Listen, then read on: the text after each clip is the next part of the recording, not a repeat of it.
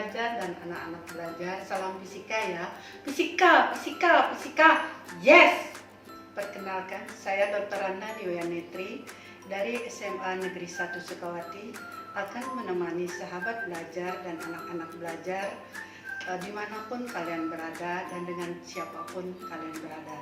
Dalam kesempatan yang baik ini, kita akan membahas topik yang tidak asik lagi dalam kehidupan kita sehari-hari. Penasaran? Ayo ikuti saya.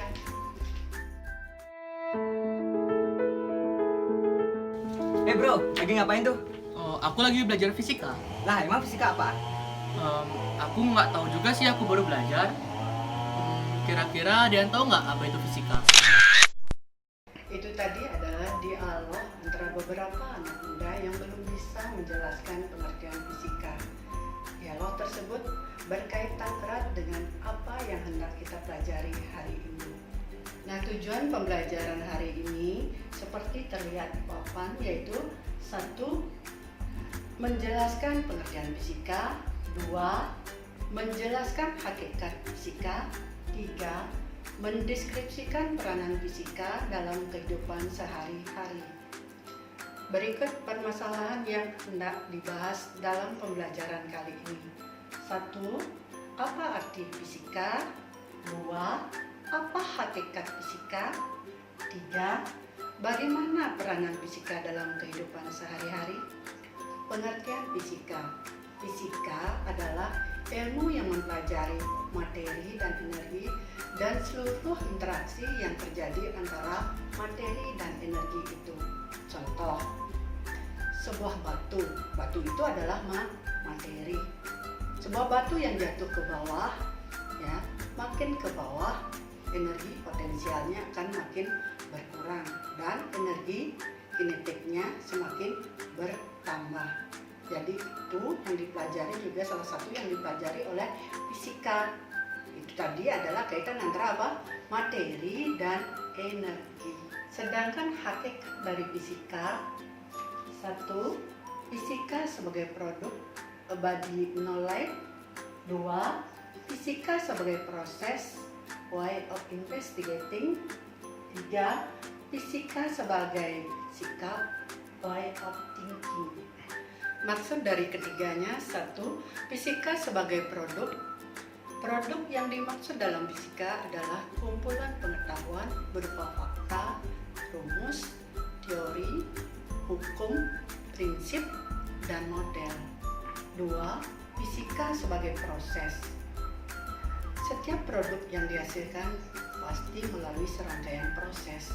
Proses tersebut meliputi pengamatan, kemudian merumuskan masalah, kemudian membuat hipotesis, yang selanjutnya melakukan eksperimen, kemudian hasil eksperimen dianalisis, dari analisis data ditariklah sebuah kesimpulan. Yang ketiga, fisika sebagai sikap. Setiap proses pasti membutuhkan sikap ilmiah dan cara berpikir yang baik. Itu meliputi antara lain 1. Mempunyai kemauan yang kuat. 2. Rasa percaya diri yang besar. 3. Teliti. 4. Jujur. 5. Kreatif. 6. Mau bekerja sama. 7. Mau menerima pendapat orang lain. Selanjutnya, sahabat belajar dan anak-anak belajar, mari kita simak beberapa video berikut. Ukur tensi yuk. Ini namanya manometer, ini namanya stetoskop, dan ini namanya kantong udara. Kantong udara ini bekerja berdasarkan hukum Pascal, karena udara yang kita tekankan dari sini langsung bisa dirasakan oleh tangan kita. Langsung saya kerjakan 120/80. Normal ya. Terima kasih. Berbagai cara dilakukan oleh Balai Pengkajian Teknologi Pertanian BPTP Yogyakarta untuk mendeteksi dini hama tanaman pangan serta meningkatkan produktivitas hasil pertanian. Salah satu cara tersebut adalah menerapkan perangkap lampu yang menggunakan tenaga matahari atau panel surya. Cara kerja perangkap lampu ini dengan mengubah cahaya matahari di siang hari menjadi energi yang tersimpan dalam baterai. Jika malam tiba, lampu akan otomatis menyala dan serta-merta padam kembali saat terang pagi datang. Cahaya lampu ultraviolet pada malam hari inilah yang menarik berbagai serangga dan hama untuk mendekat, lalu jatuh pada wadah berisi air deterjen yang diletakkan di bawah lampu. Penerapan teknologi perangkap lampu ini bertujuan untuk memantau populasi hama yang ada di lahan pertanian. Selain itu, juga berfungsi ganda sebagai pengendali hama. Jika hasil tangkapan serangga banyak, maka bisa menekan populasi hama di lahan pertanian. Dari video tersebut, adakah peranan fisika dalam video tersebut? Sekarang mari kita analisis video pengamatan tadi. Video 1 tentang tensimeter sebagai alat pengukur tekanan darah menggunakan hukum Pascal. Video berikutnya tentang lampu sebagai pembasmi hama tanaman. Ya, peranan fisikanya pada lampu yaitu berkaitan dengan listrik dinamis, sedangkan sel surya merupakan sumber energinya. Mari kita cocokkan dengan sumber teks atau buku yang ada, dan ternyata kita dapat mengelompokkan peranan fisika itu dalam berbagai bidang. 1.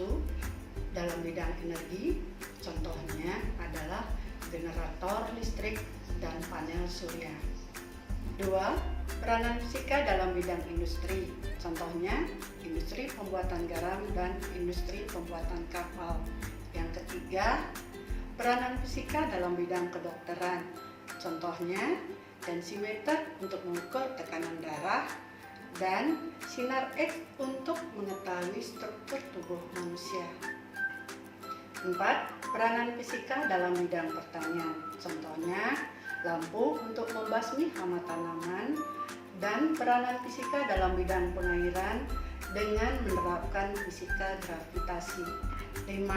Peranan fisika dalam bidang telekomunikasi, contohnya penggunaan ilmu fisika pada HP, televisi, dan radio. Yang keenam, peranan fisika dalam bidang transportasi, contohnya pada pesawat aerodinamis menerapkan hukum Bernoulli. Kemudian pada mobil banyak di sana hukum ilmu-ilmu fisika yang diterapkan di mobil itu, seperti misalnya pada aki dari mobil, ya, kemudian pada jok dari mobil. Yang terakhir, peranan fisika dalam bidang kelautan, contohnya sonar untuk mengukur kedalaman laut, di mana sonar itu memancarkan gelombang bunyi. Nah, gelombang bunyi itulah nanti dipantulkan oleh dasar laut, kemudian diterima lagi oleh sonar, dan dengan mengukur waktunya kita dapat mengukur kedalaman laut. Kini kita telah sampai pada sebuah kesimpulan terkait dengan peranan fisika dalam kehidupan. Ternyata fisika mempunyai peranan yang sangat penting dalam kehidupan. Itu terbukti dari di setiap lini kehidupan ada peranan fisikanya. Nah, karena begitu penting fisika dalam kehidupan, mari kita bersama-sama kembangkan diri kita untuk lebih banyak menguasai ilmu fisika itu, baik melalui buku teks, internet, media elektronik, dan media cetak lainnya, juga melalui sebuah percobaan. Demikianlah sahabat belajar dan anak-anak belajar, semoga bermanfaat. Jika banyak kekurangan atau kesalahan, tolong dimaklumi, dan kami dengan senang hati menunggu koreksi dari kalian. Terima kasih. Sebelum diakhiri, silakan kalian menjawab evaluasi berikut. Bagaimana sahabat belajar dan anak-anak belajar? Bisa kan? Pasti bisa, karena fisika itu gampang. Betul kan? Sampai jumpa.